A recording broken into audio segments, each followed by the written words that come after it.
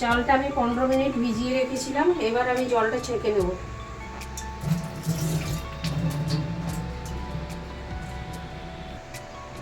চালটার জল আমি ঝরিয়ে নিয়েছি, এবারে এই কাপড়ের ওপরে দিয়ে দেবো, কারণ চালটাকে শুকিয়ে ঝরঝরে করে নিতে হবে। আমি এটা কিছুক্ষণের জন্য রেখে দেবো।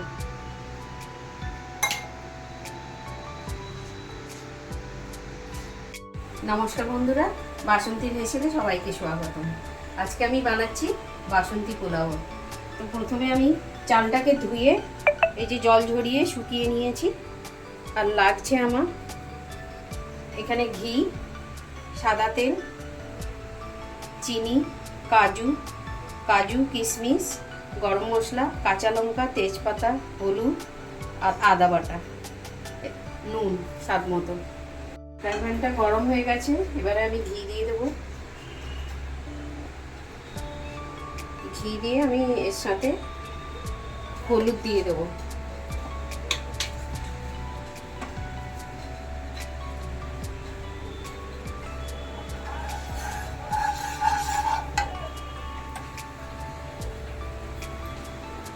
আমি আধ চামচের কম দিচ্ছি হলুদটা।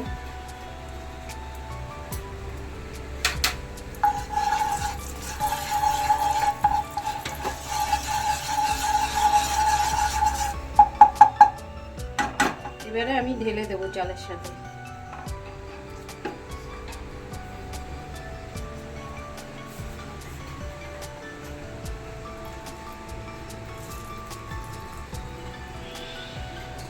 ঘি আর হলুদটা আমি চালের সঙ্গে ভালো করে মিক্সড করে নেব। এইবার আমি আদা বাটা দেব, আদা,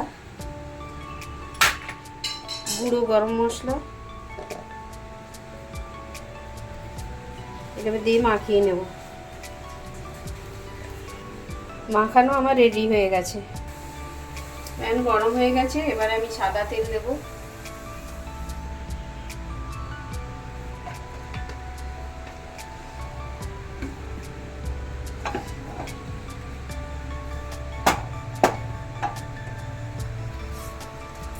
আমি ফোড়নের তেজপাতা দিচ্ছি, দারচিনি, এলাচ দিচ্ছি, দিয়ে আমি একটু নেড়ে নেব। এবারে আমি কাজুটা দিচ্ছি, কাজু,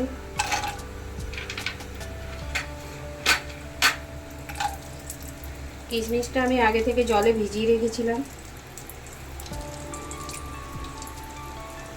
কিশমিশ,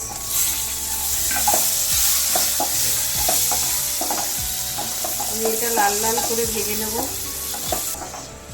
আমার এটা লাল লাল করে ভাজা হয়ে গেছে। দেখো কিশমিশগুলো কি সুন্দর ফুলে ফুলে উঠে গেছে, সব একদম ফুলে গেছে। এবারে আমি চালটা দিয়ে দেবো। চাল,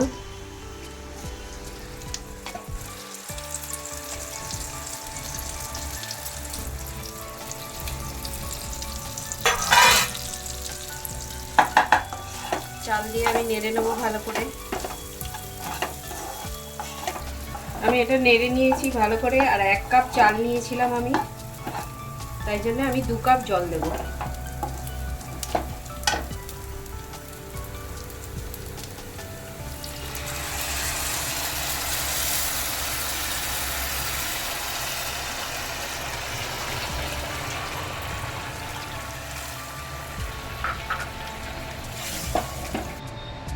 এবারে আমি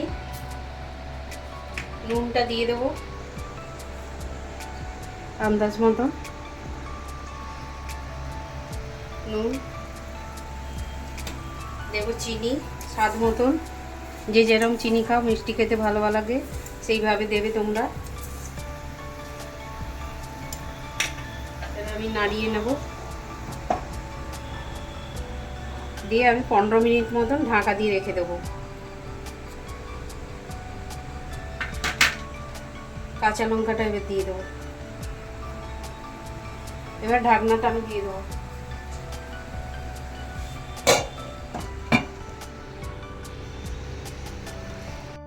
ঢাকনাটা খুলে দেখছি এবার।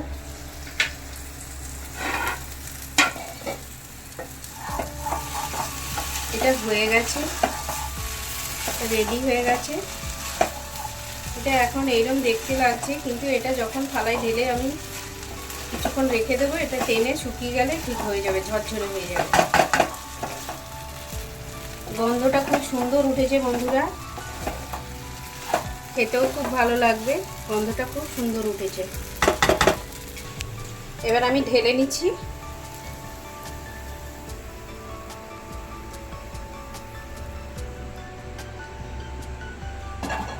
যাবে যাও।